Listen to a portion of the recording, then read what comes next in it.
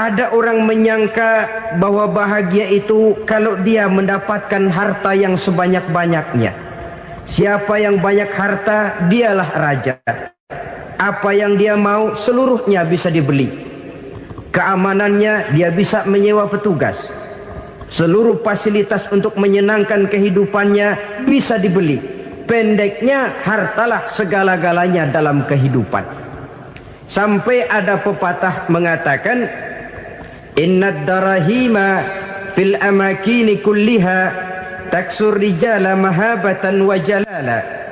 Sesungguhnya harta, dinar, dirham, uang di mana-mana selalu bikin hebat orang yang memilikinya. Coba lihat, orang yang punya duit sama yang enggak punya duit, jangan gaya hidupnya, gaya jalannya aja lain.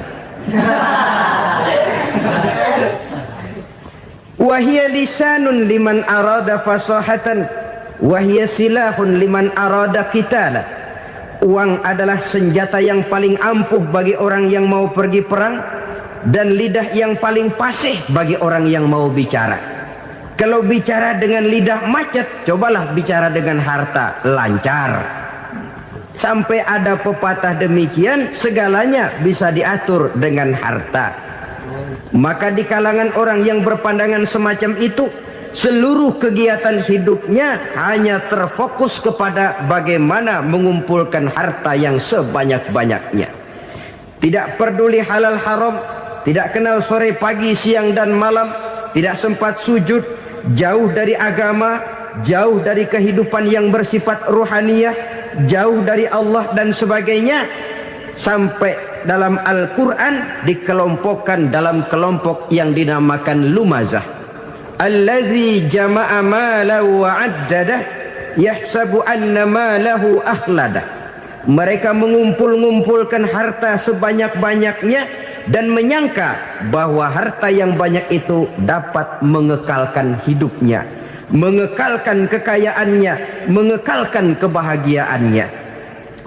Saudara hadirin yang berbahagia, kalau pandangan hidup ini benar, artinya kalau harta memang merupakan satu-satunya hal yang dapat membuat orang bahagia, tentu di rumah mewah tidak akan pernah ada tangis derita. Tentu di satu tempat di mana fasilitas hidup serba menunjang tidak ada yang namanya penderitaan. Tapi suka dan duka, sedih dan gembira, senyum dan tawa adalah milik setiap orang, baik dia punya harta maupun dia tidak punya harta. Nyatalah bahwa harta semata-mata bukan merupakan jaminan bahwa orang akan bahagia, walaupun tanpa harta orang sulit untuk bahagia. Saya mau cerita, ada orang super kaya, namanya Aristotle Onesimus, raja tanker Yunani. Dia punya kapal tanker saja konon sampai 11 banyaknya. Punya perusahaan penerbangan yang disebut Olympic Airlines. Punya hotel di berbagai kota besar di dunia ini, sejak dari New York, London, Paris, Rome dan sebagainya. Bahkan punya pulau yang dia namakan Pulau Scorpio. Ini kan namanya sudah kaya nggak tanggung-tanggung, punya pulau. Nah, dia punya 2 orang anak, yang satu laki-laki namanya Alexander, yang satu perempuan namanya Maria Onesimus. Seluruh harapannya tertumpah kepada anak lakinya Alexander ini, yang akan meneruskan usahanya, meneruskan kekayaannya, meneruskan dinastinya. Apa yang terjadi? Ternyata anak yang dia harapkan yang bernama Alexander ini mati muda dalam kecelakaan pada waktu dia olahraga. Apa olahraganya? Namanya olahraga anak orang kaya, golongan jet set. Olahraganya olahraga pesawat terbang. Jatuh, ya nggak kapungut, habis mati. Tinggal satu anak perempuannya, Maria Onesimus. Tapi anak perempuan ini juga malah urakan. Terakhir dia pacaran, bahkan kemudian kawin sama orang Rusia. Rupanya Aristotle Onesimus ini broken. kekayaannya yang berlimpah ruah, perusahaannya yang begitu banyak, siapa yang akan meneruskan? Siapa yang akan menggantikan? Sampai kemudian dia mengurung diri di Pulau Scorpio dan mati di sana secara mengenaskan. Seorang multi jutawan, seorang yang super kaya, mati menyendiri di pulau sepi. Ibarat kata pepatah, anak ayam mati di lumbung. Bukan kekurangan makanan, keurugan makanan. Begitu kehidupan Aristotle Onassis. Dan banyak orang-orang yang sudah demikian kaya sampai dibingungkan oleh kekayaannya sendiri. Telusurilah kehidupan David Rockefeller misalnya, Henry Ford misalnya, Adnan Khashoggi misalnya, multi jutawan yang kadang-kadang dibuat keder oleh kekayaannya sendiri. Pantas ketika Imam Ali ditawarkan orang, "Ya Ali, kalau kepadamu disuruh pilih ilmu atau harta, kau pilih mana?" Ya jelas pilih ilmu dong. Kenapa? Pertama, ilmu kalau kita berikan kepada orang lain tambah. Tapi harta kalau kita berikan kepada orang lain kurang. Saudara punya uang 10.000, dibagi orang 5.000, jelas uang saudara berkurang. Tapi saudara punya ilmu diberikan kepada orang lain bisa, saudara pun makin mantap. Tidak lantas jadi bodoh karena ngajarin orang. Saudara bisa Fatihah lalu mengajarkan orang Fatihah, orang bisa, saudara pun makin hafal. Tidak lantas setelah diajarin orang ilmunya hilang. Begitu datang dia minta orang, "Tolong ajarin saya Fatihah," udah habis, nggak ada.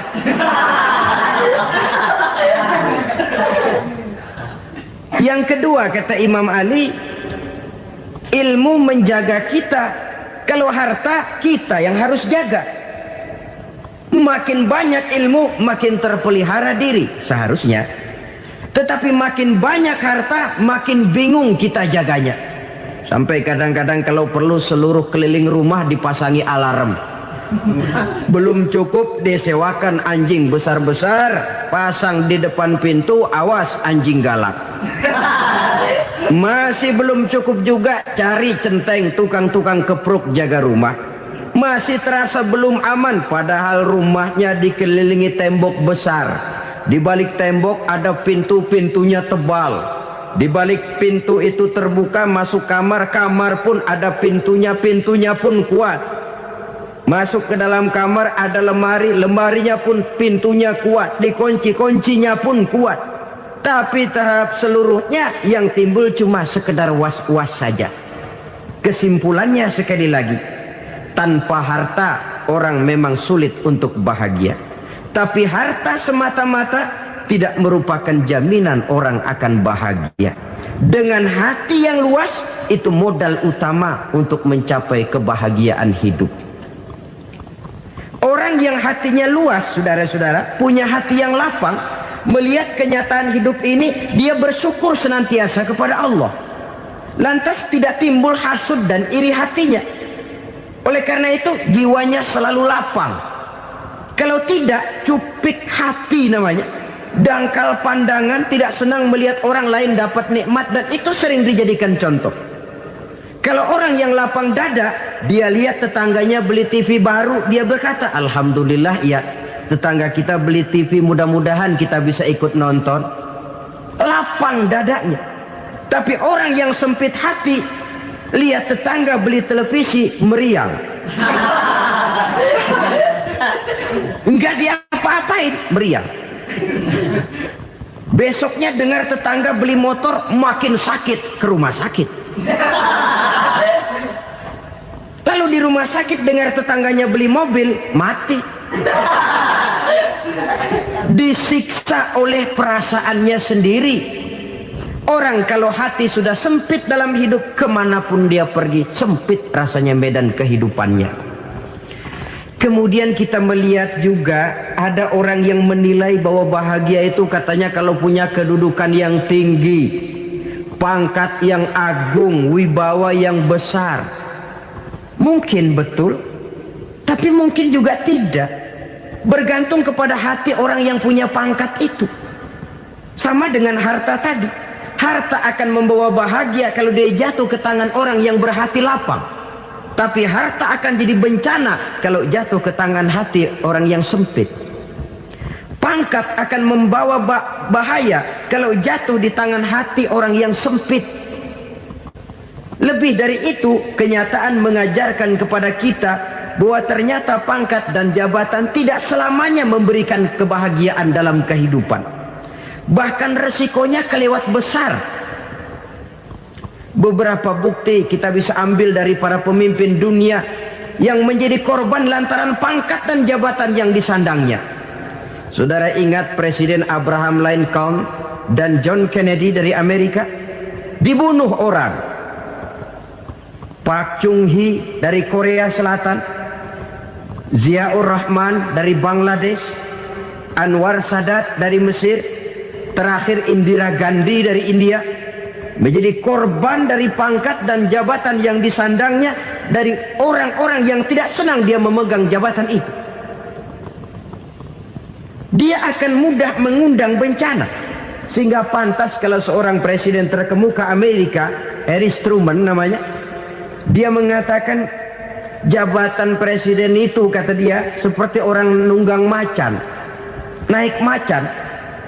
Harus kita taiki, kalau enggak dia bakal nerekam kita. Ngeri katanya. Adapun orang yang hatinya lapang, kalau dia menerima pangkat dan jabatan, dianggapnya itu satu kesempatan untuk berbuat baik.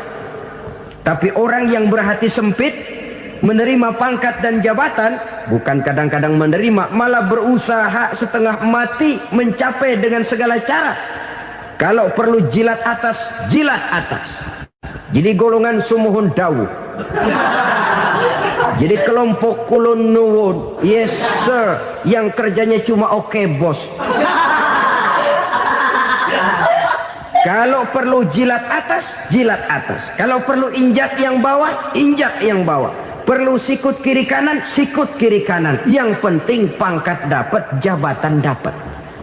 Orang yang semacam ini, kalau sudah mempunyai pangkat dan jabatan, biasanya dia tidak menganggap itu sebagai amanah, tidak menganggap sebagai kesempatan berbuat baik, tapi malah kesempatan untuk memperturutkan hawa nafsunya yang dilatar belakangi oleh kesempitan hatinya tadi.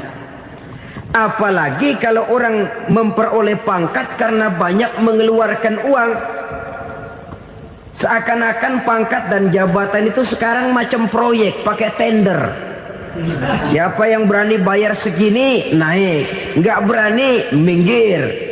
Padahal logikanya, kalau orang mencapai satu jabatan karena banyak mengeluarkan uang, hampir bisa dipastikan bahwa setelah jabatan itu dia pegang, langkah pertama yang akan dilakukannya ialah berusaha bagaimana uang yang dia keluarkan supaya kembali. Ya paling kurang pulang modal dulu dong. Soal mikirin rakyat soal nanti, tapi ini modal harus pulang. Itu celakanya kalau orang memperoleh pangkat dan jabatan cuma karena banyak mengeluarkan uang. Jarang orang yang mempunyai keyakinan dan pandangan bahwa pangkat dan jabatan merupakan amanah. Jadi sekali lagi, pangkat dan jabatan mungkin saja membawa kebahagiaan kalau jatuh ke tangan orang yang berhati lapang. Tapi bisa jadi bencana kalau dia jatuh ke tangan orang yang mempunyai hati yang sempit. Dan lagi-lagi stresnya hati yang lapang. Lalu sebagian orang, saudara, ada yang berpandangan katanya bahagia itu kalau jadi orang terkenal, mempunyai popularitas, menjadi idola di kalangan remaja, di kalangan orang tua, di segala lapisan masyarakat. Padahal makin populer orang makin terikat dia. Ya kalau macam kita ini kan nggak punya nama, nggak populer, tengah malam buta mau nongkrong di warung Tegal aman. Tapi pangkat, jabatan, kedudukan, popularitas menyebabkan kita diikat dengan berbagai macam peraturan. Cuma mandi sama ke WC saja yang nggak dikawal.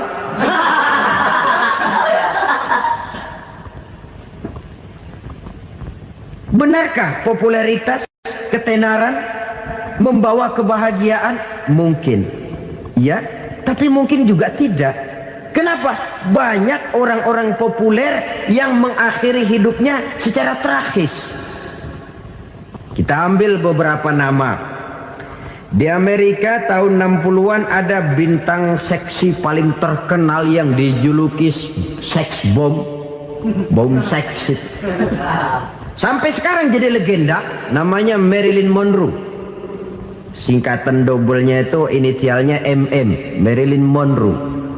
Terkenal, top, sampai dia mati tahun 62. Namanya sekarang masih saja dibicarakan orang. Kenapa dia bunuh diri? Tidak punya hartakah dia? Banyak. Kurang populerkah dia? Seluruh dunia mengenalnya.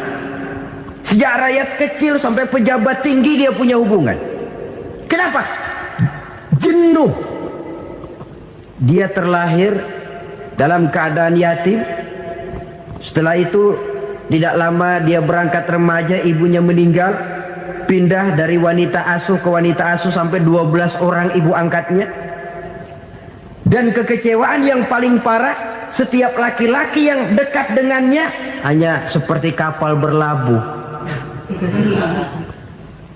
Datang dan pergi silih berganti. Padahal dia merindukan seseorang yang bisa melindungi hidupnya. Dia rindukan itu dan dia tidak pernah menemukan.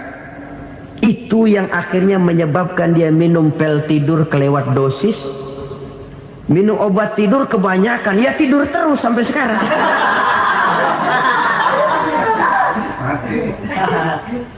Dia mengakui, saya telah memiliki ketenaran, tapi saya tidak pernah hidup dalam ketenaran itu.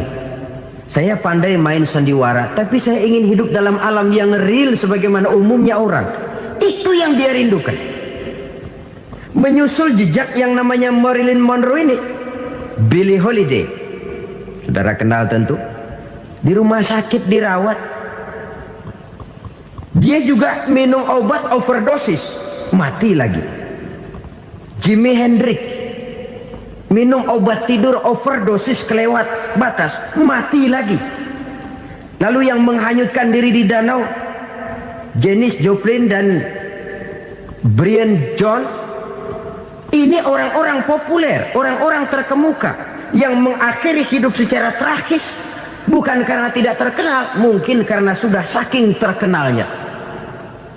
Contoh paling belakangan, Bruce Lee. Wah, ini tukang-tukang kepruk tentu kenal siapa dia. Sampai sekarang pun tabir kematiannya masih merupakan misteri. Dan yang masih hidup juga menunjukkan gejala yang aneh. Michael Jackson, rumahnya di Beverly Hills itu dijaga sedemikian rupa, dan dia selalu curiga kepada setiap makanan harus steril, bersih dari segala macam kimia.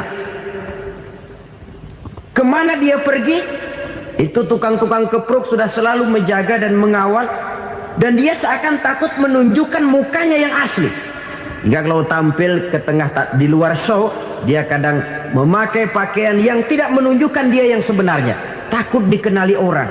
Ternyata popularitas sering jadi momok yang meracuni kehidupan manusia.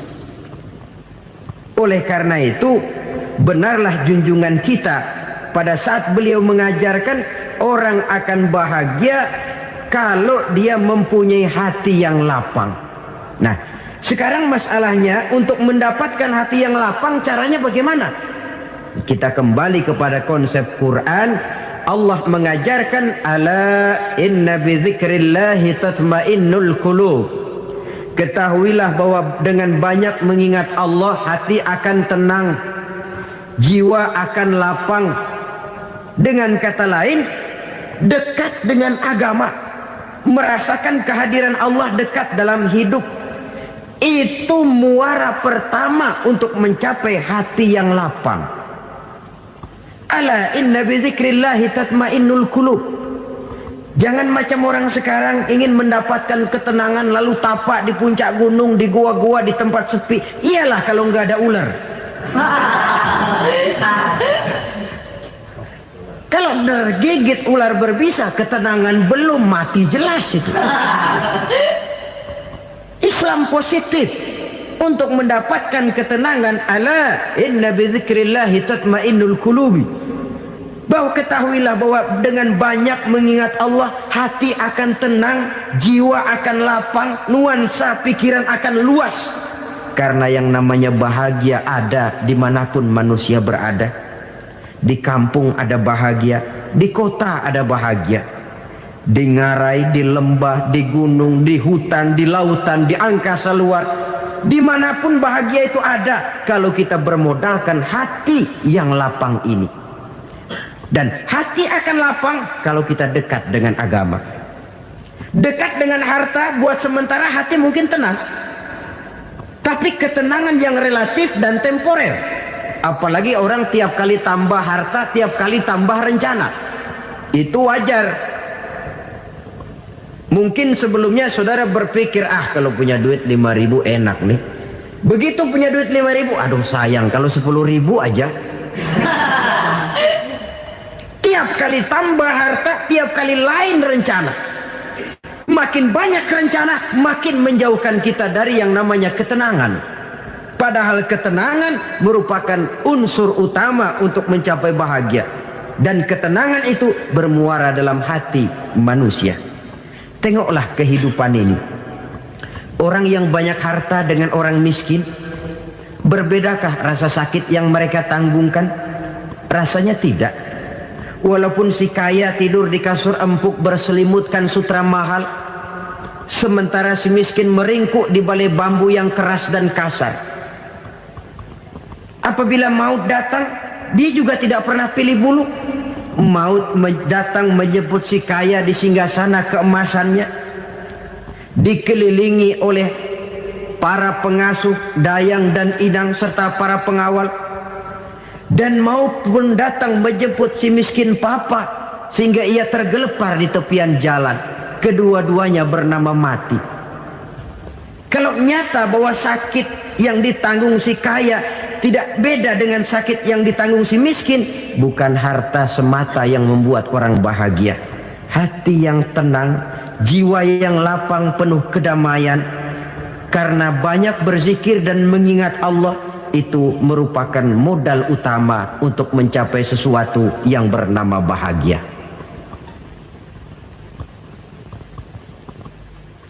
Saudara hadirin yang saya hormati, inilah yang pertama dari 4 ciri yang digambarkan oleh Nabi tentang tanda-tanda orang bahagia. Dan harus berangkat dari yang pertama ini, hati yang lapang.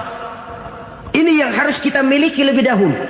Baru nanti akan menyusul kepada poin yang ketiga, kedua, dan selanjutnya. Sebab kalau hati sudah terisi dengan jiwa yang lapang, seluruh persoalan insya Allah akan bisa kita atasi dengan sebagaimana mestinya. Yang kedua sekarang, tanda orang bahagia menurut baginda Nabi, markabun syariah. Orang bahagia itu, kata beliau, punya kendaraan biar cepat asal lancar. Artinya kemana dia mau pergi mudah. Apa maksud hadis ini? Kalau kita kaji lebih dalam, kendaraan itu kan alat transportasi.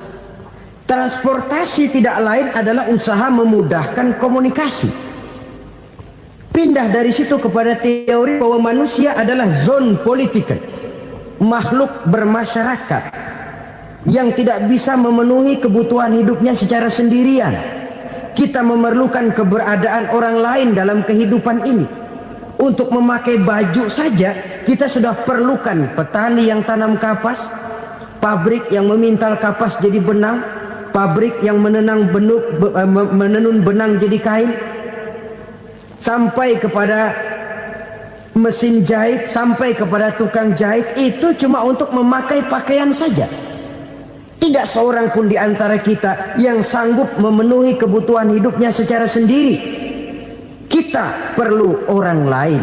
Maka kebebasan dalam arti mutlak, kebebasan tanpa batas, itu tidak mungkin ada dalam kehidupan. Karena kita mengadakan yang disebut interaksi sosial. Setiap kegiatan kita tentu melibatkan orang lain. Menurut kita barangkali kita bebas jalan di jalan raya semaunya, tapi orang lain berkendaraan pun merasa bahwa ini ada juga jalan haknya, dan begitu selanjutnya. Oleh karena itu, maksud dari kendaraan yang cepat ini adalah khulata'uhu ma'as solihin. Lingkungan pergaulannya terdiri dari orang-orang soleh. Pergaulannya luas. Kemana dia pergi ada temannya.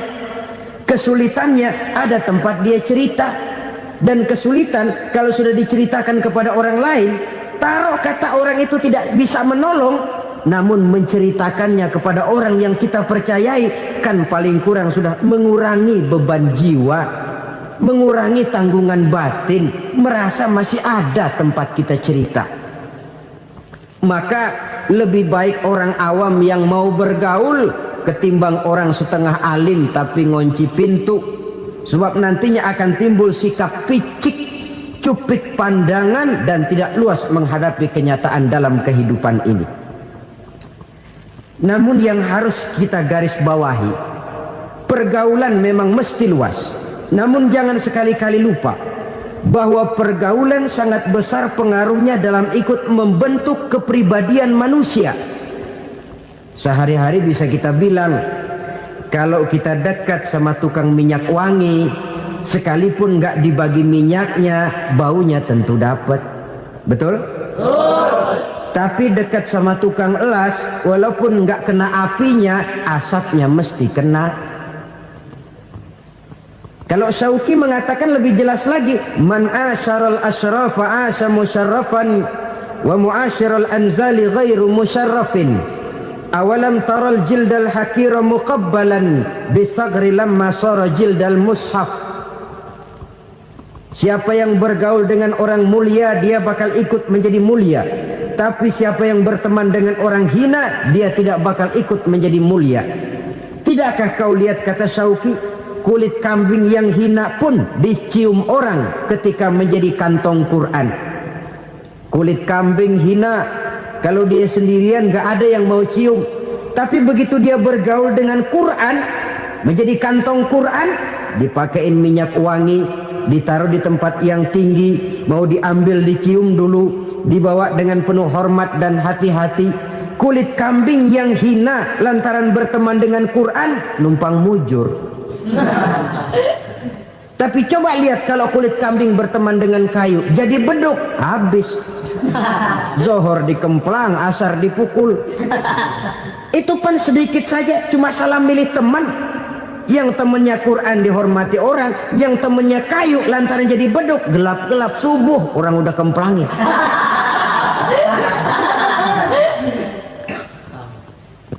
Maka terutama kepada adik-adik remaja yang masih mencari identitas diri, yang ibarat kaset masih kaset kosong, mudah diisi oleh apapun, pandai-pandailah memilih teman dalam bergaul. Karena banyak orang yang tadinya baik-baik, ketika terseret dalam pergaulan dengan orang yang tidak baik, kebaikannya menjadi lentur dan luntur.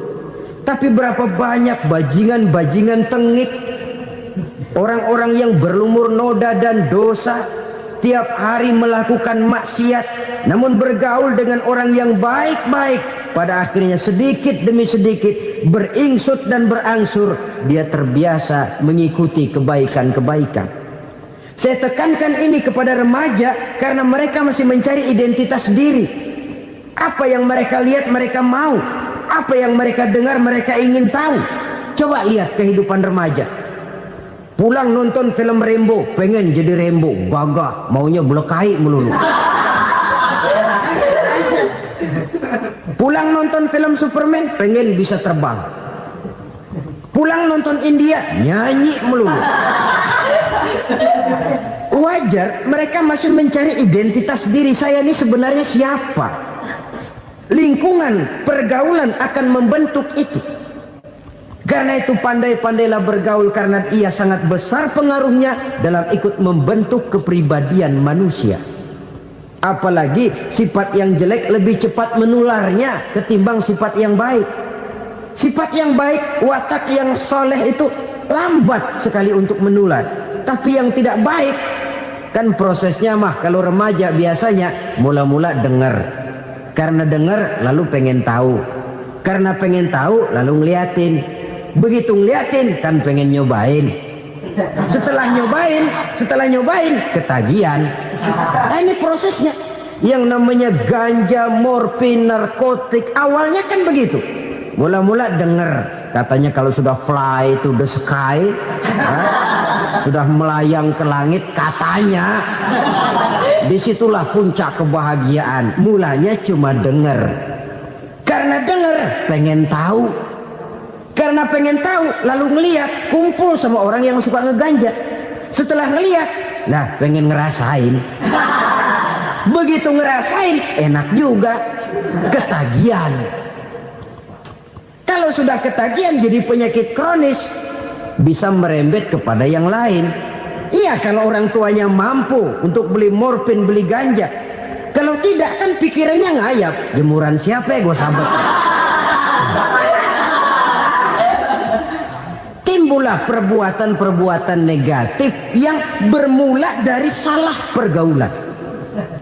Apalagi buat adik-adik remaja yang tinggal di kota-kota besar, yang pengaruh budaya, pengaruh kesenian, pengaruh struktur kehidupan yang nampak makin individualistis, di mana persaingan tajam, tensi ekonomi tinggi, orang mudah mengalami stres. Pandai-pandailah dalam bergaul, sekali lagi karena ia sangat besar pengaruhnya dalam ikut membentuk kepribadian manusia. Orang bahagia punya kendaraan yang cepat, artinya punya pergaulan yang luas, dan lingkungan pergaulannya terdiri dari orang-orang yang soleh. Kemana dia pergi ada teman, kesulitannya ada tempat dia cerita. Tapi kalau sudah menyendiri, hidup sendiri, kesulitan dipikiri sendiri, bisa mati belum waktunya.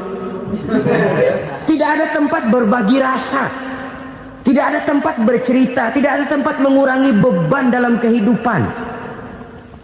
Pantas betul kalau Islam sangat menggalakkan dan menganjurkan orang kalau sudah sampai waktunya itu untuk melangsungkan nikah. Kata Nabi, ya ma'syaras syabab man istata'a minkumul ba'at falyatazawwaj. Hai para pemuda, kalau sudah mampu memberi nafkah, kawinlah, nikahlah kamu. Kenapa? Sudah ada teman hidup, tempat berbagi rasa. Kesulitan kalau ada tempat cerita akan lebih ringan ketimbang kita telan sendiri, walaupun bobot kesulitannya sama beratnya. Saudara-saudara kaum muslimin rahimakumullah, inilah ciri yang kedua, punya kendaraan biar cepat asal lancar. Kemana kita mau pergi gampang. Dengan kata lain, setelah hati yang luas, pergaulan yang luas. Dua. Yang ketiga sekarang, tanda orang bahagia itu menurut Nabi, misbahun mudhi'un, punya lampu yang terang. Oh, itu enggak problem. Sekarang sudah zamannya listrik masuk desa, Pak. Lampu sudah terang semua. Betul, kalau itu yang dimaksud. Tapi tidak cuma itu. Karena lampu yang dimaksud di sini, lampu yang akan menerangi seluruh perjalanan hidup. Dan perjalanan hidup itu sudah dimulai sejak kita terlahir ke alam ini, sampai masuk ke alam barzah, kumpul di padang mahsyar, sampai ke akhirat. Lampu yang menerangi itu yang diperlukan. Kalau lampu, katakanlah yang paling top sekarang kan lampu jenis Mercury. Taruhlah itu di rumah kita, dia cuma menerangi rumah kita. Menerangi hati pun tidak sanggup. Bila kita masuk ke alam barzah, alam kubur, sanggupkah si Mercury yang begitu terang menerangi alam barzah kita? Tidak sanggup lagi. Sanggupkah lampu yang ratusan watt, bahkan puluhan ribu watt menerangi kehidupan di padang mahsyar? Tidak akan sanggup lagi. Kalau demikian, yang dimaksud lampu yang terang di sini apa? Tidak lain amal soleh, kebajikan yang kita lakukan dalam hidup. Itu yang akan jadi lampu penerang. Di dunia nama kita akan terang. Jasad kita boleh hancur terkubur tanah, tapi nama kita akan dikenang orang. Begitulah kalau orang meninggalkan kebajikan dalam hidup seperti sekarang.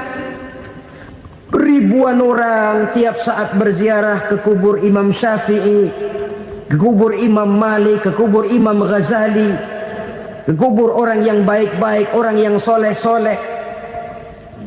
Kebajikannya yang ditinggalkan, yang mengukir namanya dengan tinta emas. Sehingga saudara sudah terbaring di alam kubur, orang lewat, Allah, ini kuburannya Fulan bin Fulan, dulu ini kebaikannya Masya Allah, saya ikut merasakan. Mari kita mampir sebentar, kita Fatihah, mohon disampaikan Allah pahalanya kepada almarhum. Al-Fatihah. Itu kalau orang baik-baik.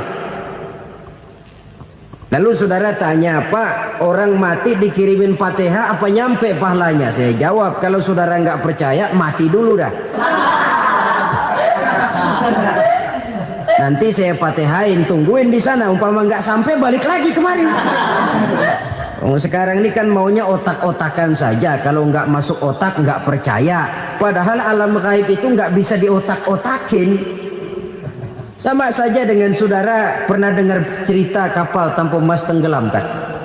Pernah nggak? Di mana? Ya, di laut Masalembo.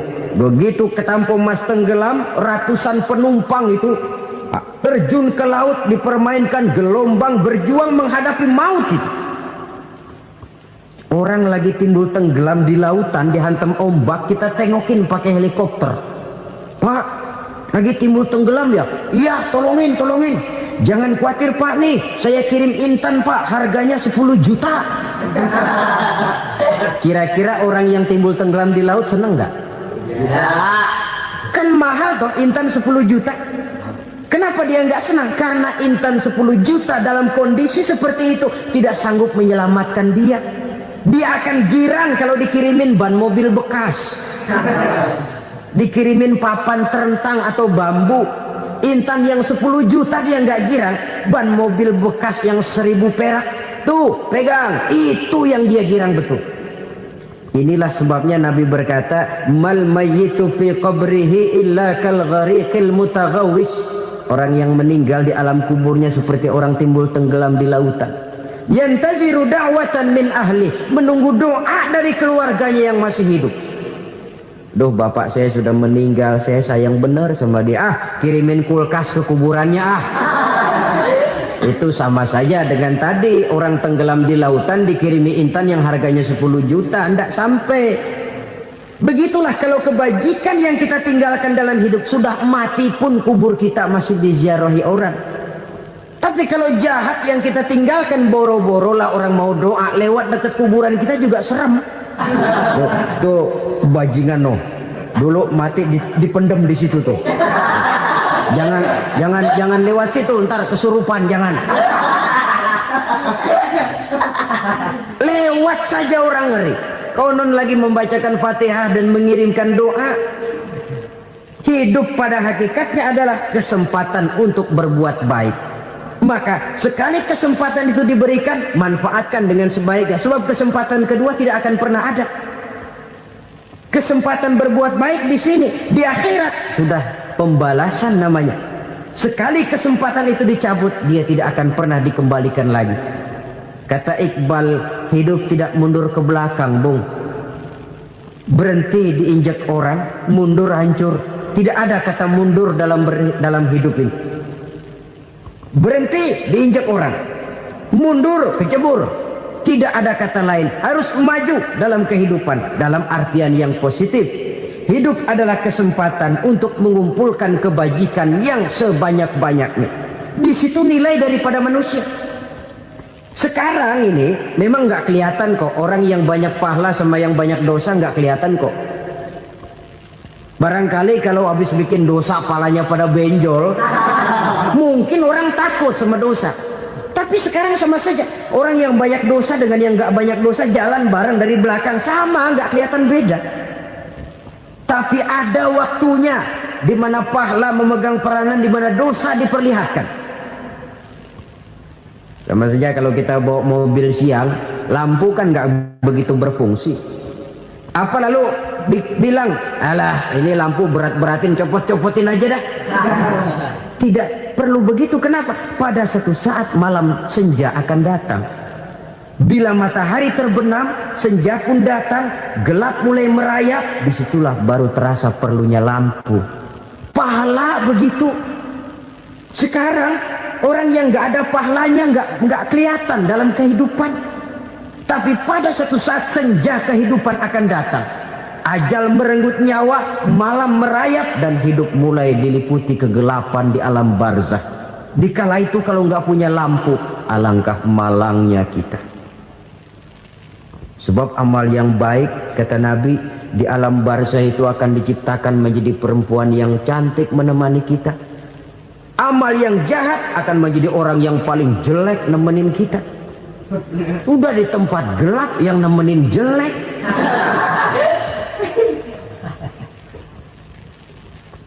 Kaum muslimin rahimakumullah. Kalau demikian masalahnya, tergantunglah kita pandai memanfaatkan waktu. Al-waktu kasayf. Waktu itu cepat sekali. Yang namanya waktu itu tahu-tahu. Tahu-tahu. Udah tahun 87. Tahu-tahu. Udah begitu. Tahu-tahu.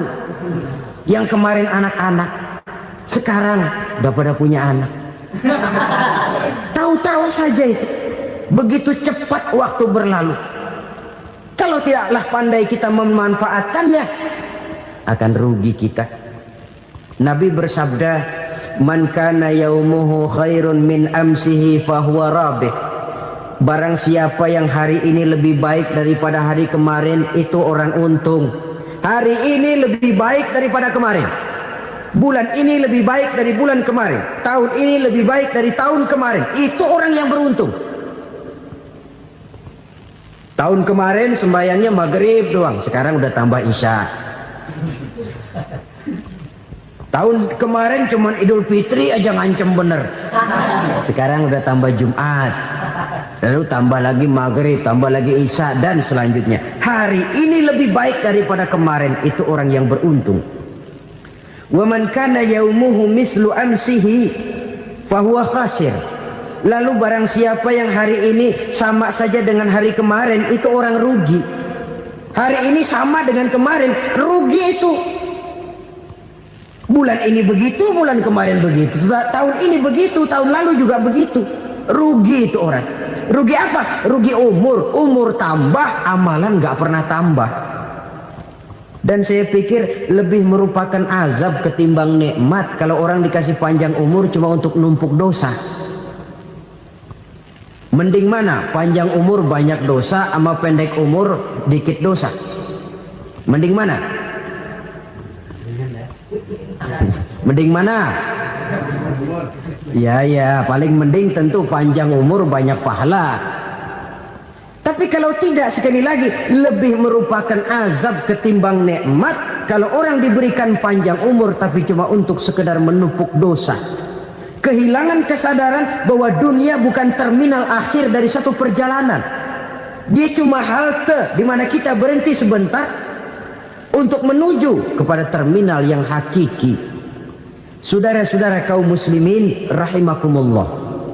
Inilah lampu yang akan menerangi kehidupan. Amal yang kita lakukan di dalam kehidupan.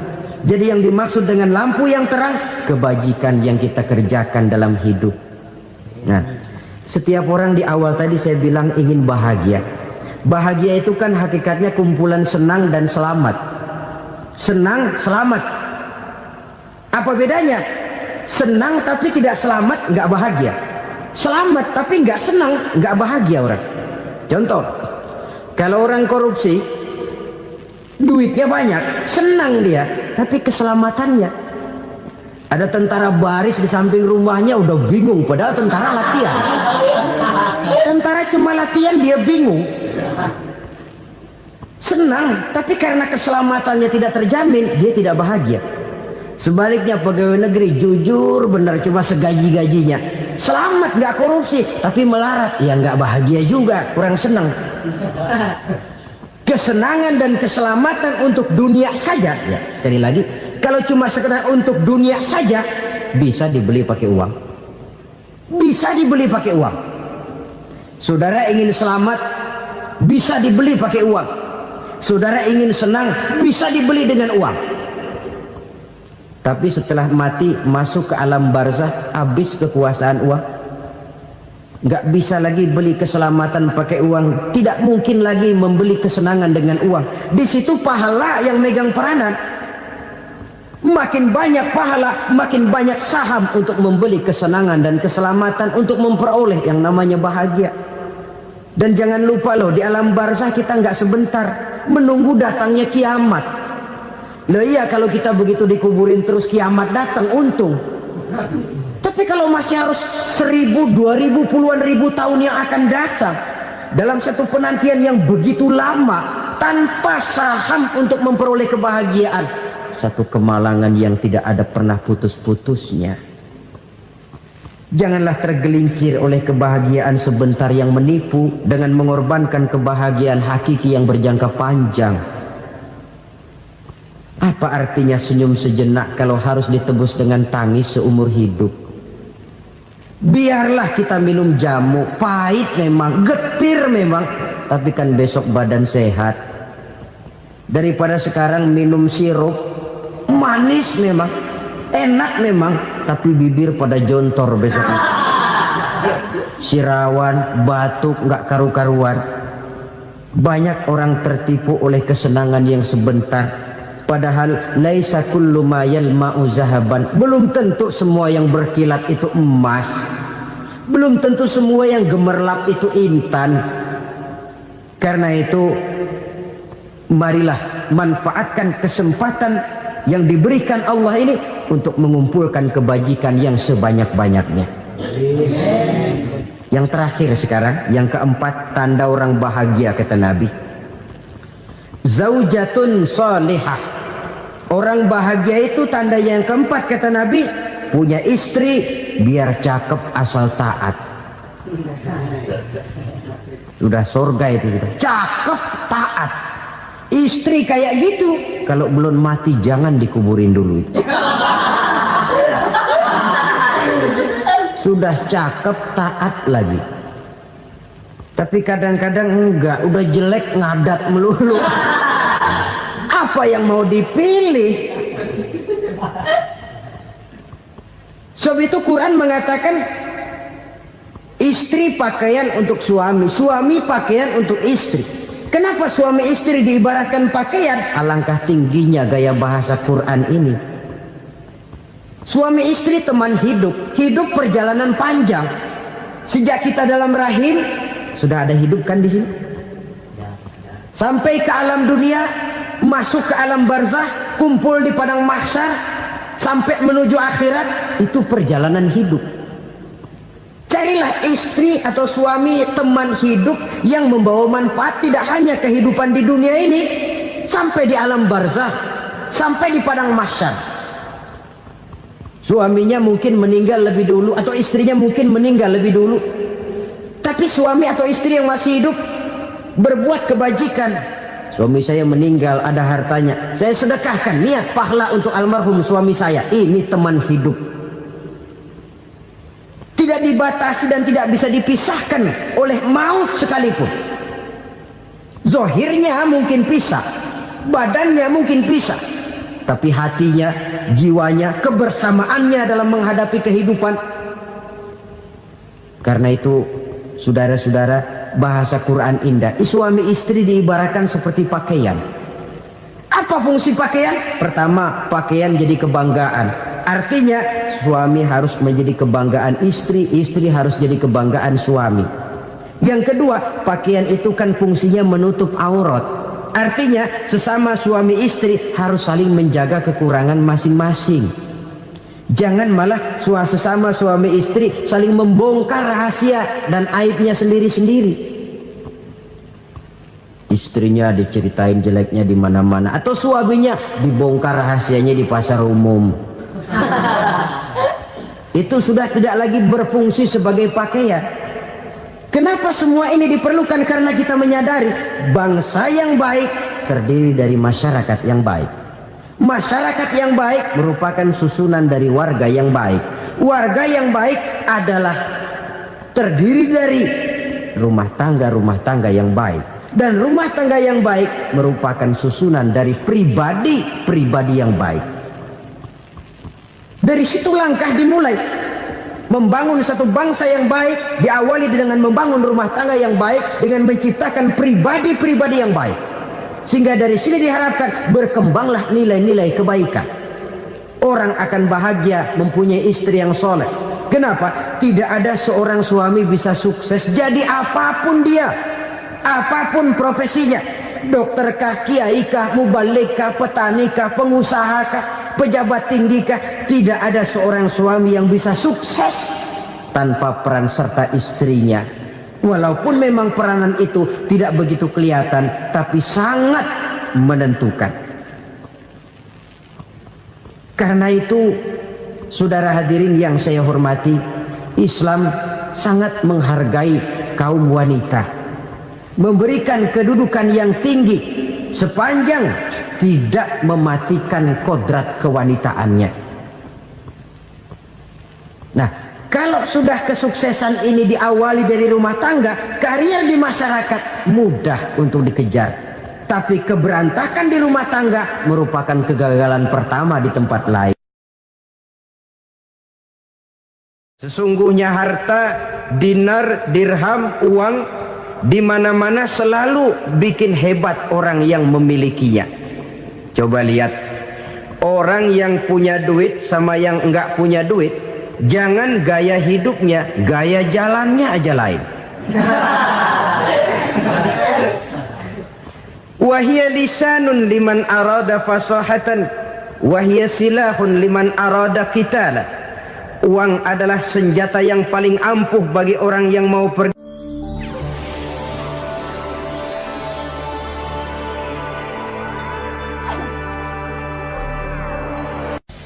Bapak-bapak, ibu-ibu, saudara-saudara kaum muslimin rahimakumullah.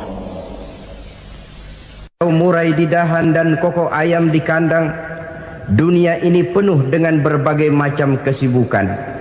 Sejak dari petani yang turun ke ladang, pedagang yang berangkat ke pasar, pelajar yang menuju sekolah, sampai kepada pegawai yang berangkat ke kantor, seluruhnya tidak lain untuk mencari sesuatu yang bernama bahagia.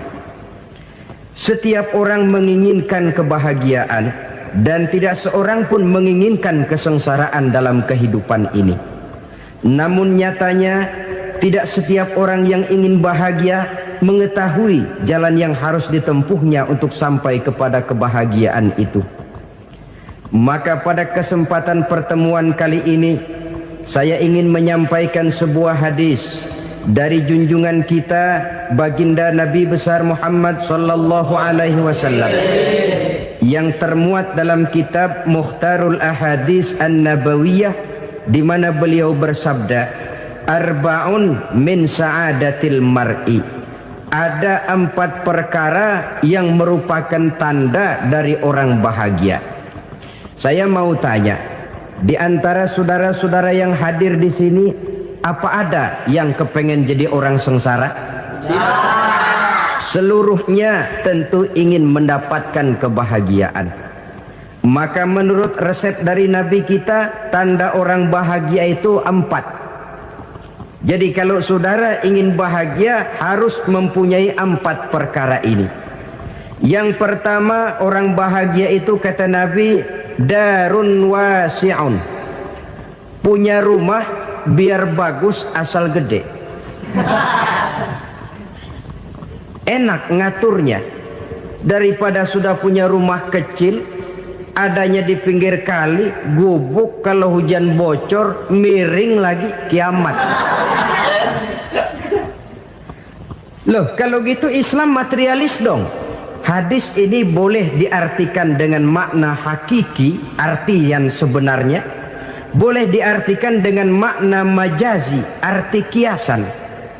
Kalau dia diartikan dengan arti kias, maka yang dimaksud darun wasi'un ay qalbun wasi'un. Rumah yang luas tidak lain daripada hati yang lapang. Karena di situ kunci kebahagiaan yang sebenarnya. Walaupun kita cuma tinggal di petak berukuran 2 kali 3 meter, kalau hati kita luas rasanya rumah itu. Tapi biar rumah kita halamannya saja puluhan ribu hektar, ada kolam renangnya, kamar tidurnya tidak lagi terhitung. Kalau hati yang menempati rumah itu sempit, maka akan terasa sempit jugalah rumah itu. Tempat bergantungnya tidak lain adalah hati. Marilah kita mencoba melihat berbagai pandangan orang tentang bahagia ini. Ada orang menyangka bahwa bahagia itu kalau dia mendapatkan harta yang sebanyak-banyaknya. Siapa yang banyak harta, dialah raja. Apa yang dia mau, seluruhnya bisa dibeli. Keamanannya, dia bisa menyewa petugas. Seluruh fasilitas untuk menyenangkan kehidupannya bisa dibeli. Pendeknya, hartalah segala-galanya dalam kehidupan. Sampai ada pepatah mengatakan, innad darahima fil amakini kulliha taksur rijala mahabatan wa jalala. Sesungguhnya harta, dinar, dirham, uang di mana-mana selalu bikin hebat orang yang memilikinya. Coba lihat, orang yang punya duit sama yang enggak punya duit, jangan gaya hidupnya, gaya jalannya aja lain. Wahia lisanun liman arada fasahatan, wahia silahun liman arada qitala. Uang adalah senjata yang paling ampuh bagi orang yang mau pergi perang, dan lidah yang paling fasih bagi orang yang mau bicara. Kalau bicara dengan lidah macet, cobalah bicara dengan harta, lancar. Sampai ada pepatah demikian, segalanya bisa diatur dengan harta.